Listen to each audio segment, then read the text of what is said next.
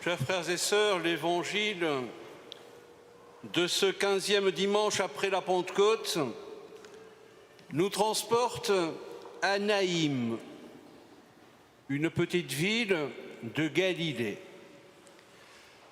Nous y voyons la tristesse d'une foule qui accompagne une femme, une veuve, à la tombe de son fils unique. La douleur est immense. Une veuve, à cette époque, sans la protection d'un mari ou d'un fils, vivait dans une précarité totale. Et cette circonstance s'ajoute encore à l'immensité de sa peine.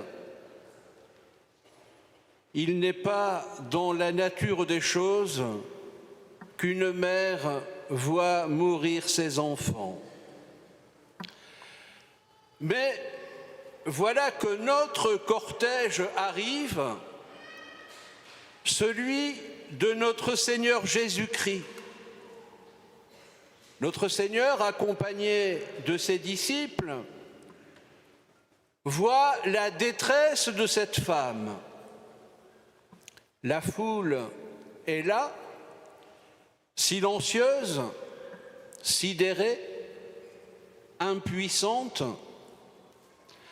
Mais Jésus ne reste pas silencieux, il ne reste pas inactif, il est touché, comme nous pouvons l'être par la souffrance de nos frères. Il fut saisi de compassion, nous dit l'Évangile. Et il fait ce que les autres ne peuvent pas faire, il redonne la vie. Il s'approche, il touche le cercueil. Il brise les conventions et les interdits. Le contact des morts entraînait une impureté rituelle. Puis il dit ces paroles puissantes: « Jeune homme, je te l'ordonne, lève-toi. » Et le mort se relève, parle, est rendu à sa mère. La tristesse de la veuve se transforme en joie. Le deuil laisse place à l'émerveillement. La mort n'a pas le dernier mot. Cette scène, chers amis de Freyes et Breiss, n'est-elle pas pour nous aujourd'hui une source d'inspiration et d'espérance? Nous croisons tous les jours le cortège funèbre d'un monde sans espérance, privé d'enchantement, privé de sens, privé de Dieu. Vous le savez, la Bretagne, terre de foi, a connu des moments de déclin. Parfois, elle peut nous sembler endormie, voire même morte à la foi de ses pères. Mais Jésus est capable de venir à sa rencontre. Il est capable de dire au peuple de la Bretagne catholique: « Jeune homme, je te l'ordonne, lève-toi. » Comme la veuve de Naïm, la Bretagne a besoin d'être consolée. Certes, il y a des signes de vie, mais il y a aussi tant d'églises vides, tant de communautés vieillissantes, tant de jeunes qui ignorent l'héritage de leurs ancêtres. Mais notre Seigneur est vivant, lui qui jamais ne laisse la mort triompher.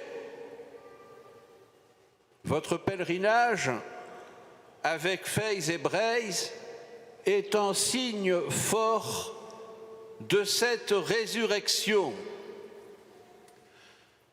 Face au triste cortège d'un monde sans mémoire et sans identité, votre cortège arrive qui met en valeur la culture et les traditions bretonnes pour transmettre la foi. Votre association Feis et Breizh a un nom évocateur qui résonne en nous tous, la foi en Bretagne. Ce n'est pas une simple formule, c'est une mission, un appel à faire de notre culture, de nos traditions, un terreau fertile où la foi pourra à nouveau s'épanouir et se transmettre aux générations futures. Vous le savez bien, la foi n'est pas une idée abstraite, elle s'incarne dans une histoire, dans un peuple, dans des paysages.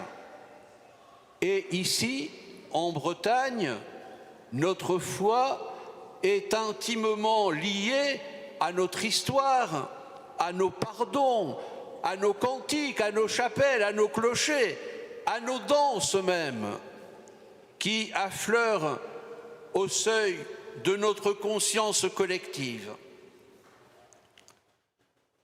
Dans les pierres éparses dans son champ, jadis, Yvon Nicolazic savait reconnaître la présence d'une chapelle, ce que sainte Anne lui a confirmé. En reprenant les paroles de sainte Anne, Dieu veut que je sois honoré ici.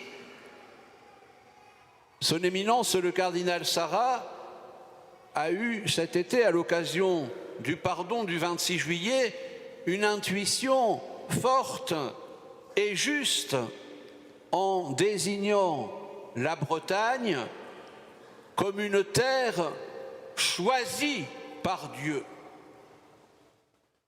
Une terre choisie non pas pour une quelconque supériorité, mais parce qu'elle a su, à travers les siècles, garder un lien profond avec le Christ et sa mère.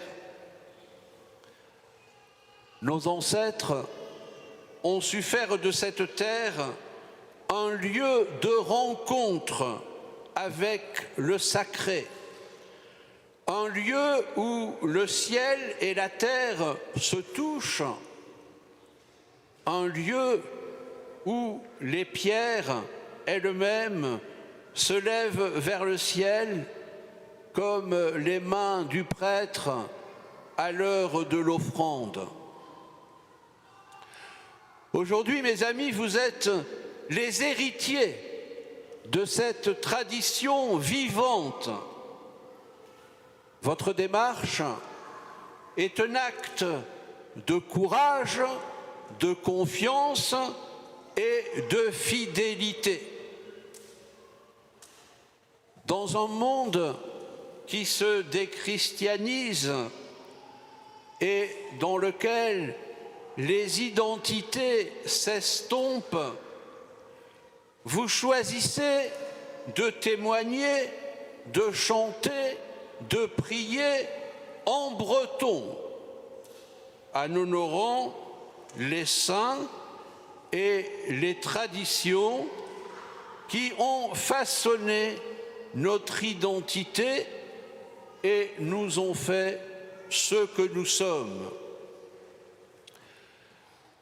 Vous ne regardez pas le passé avec nostalgie, mais vous puisez dans ses richesses pour construire l'avenir.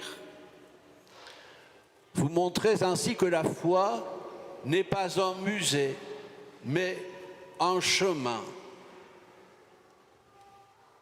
Comme le poète, vous demandez « Apprenez-moi, mon Dieu, les mots qui réveillent un peuple, et j'irai par les chemins les répéter à ma Bretagne endormie. »